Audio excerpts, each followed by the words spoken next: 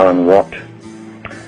Tonight, I'm bowing to a little bit of pressure. I don't normally bow to any kind of pressure, but this will tie in with some of the talks I've given in the past.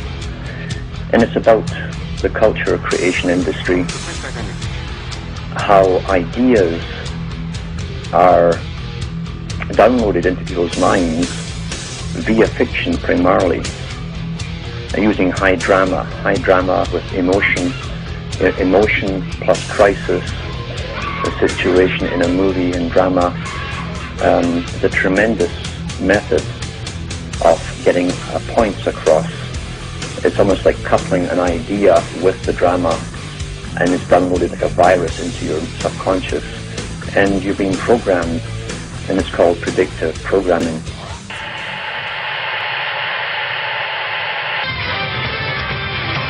Bringing joy to children. For my baby. Rub my seasoning.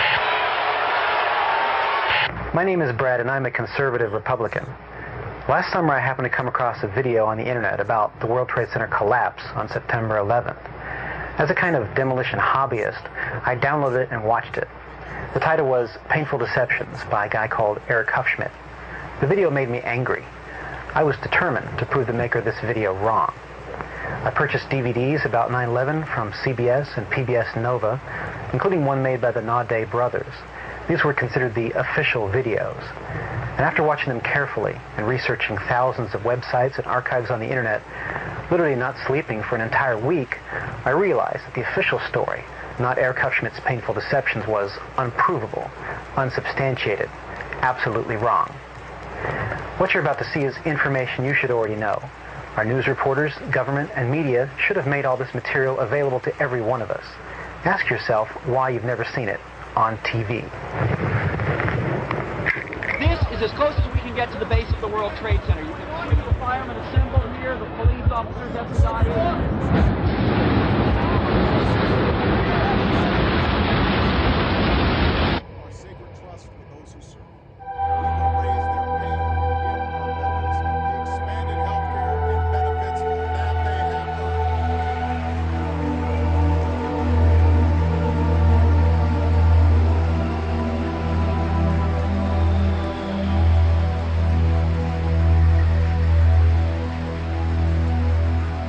On September 11th, we learned that 4 passenger planes were hijacked and taken radically off course. Within an hour, 2 of the planes have flown into the enormous steel towers of the World Trade Center, creating fires and eventually toppling them.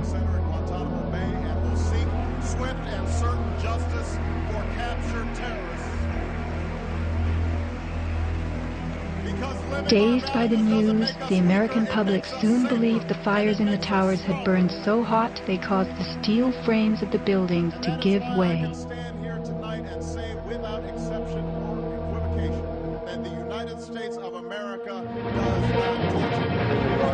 A myth developed, fed by official sources through the media to a bewildered audience. So what was attacked again? Elements of the myth. The impact of the airplanes, gallons of burning jet fuel, steel melting, the buildings failing and suddenly imploding. In a mere 10 seconds, 110 stories hurtled earthward, pulverizing into dust. Right from the start, on the street itself, the official story was born. Come out of nowhere and just scream right into the side of the Twin Tower, exploding through the other side. And then I witnessed both towers collapse, one first and then the second, mostly due to structural failure because the fire was just too intense.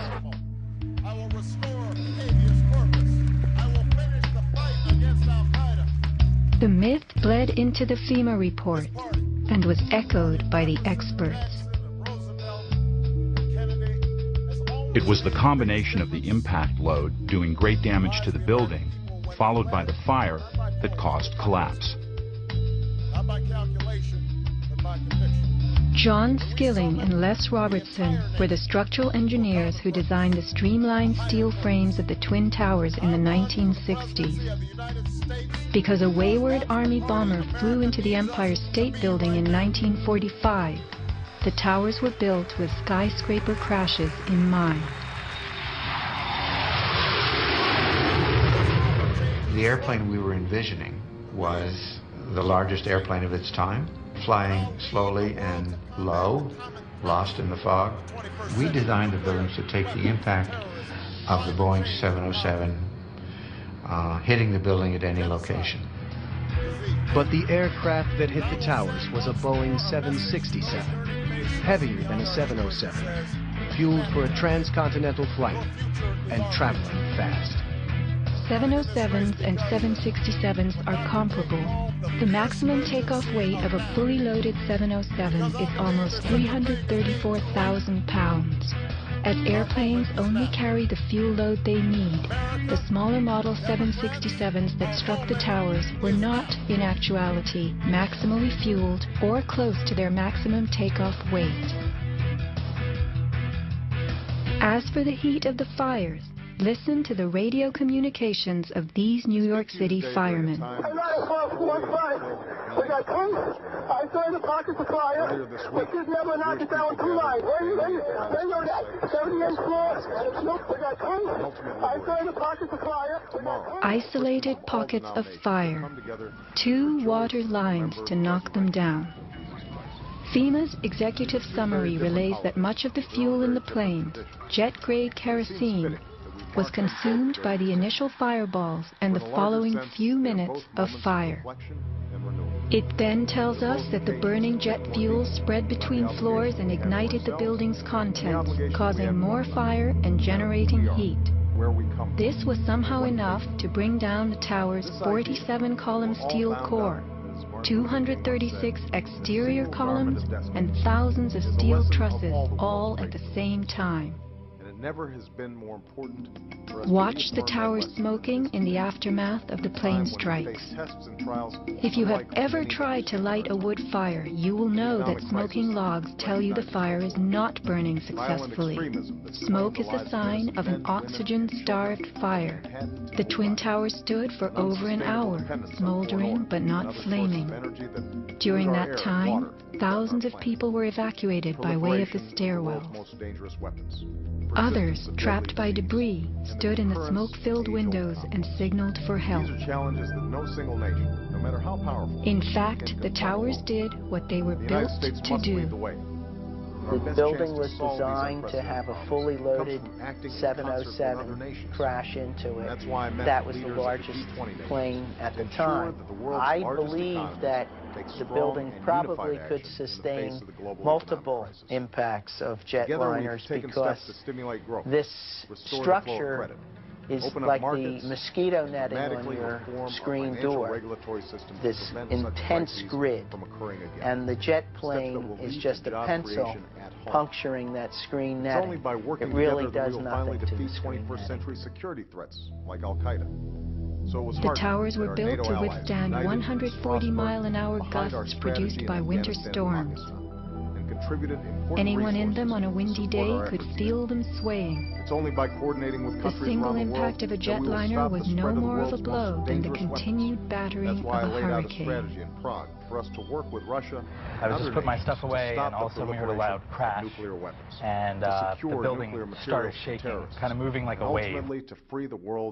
New Yorkers were stunned 1 hour later when the first tower fell. To the best of my knowledge, the considerations of the fuel in the airplane in terms of an explosion or a great fire was not considered. Now,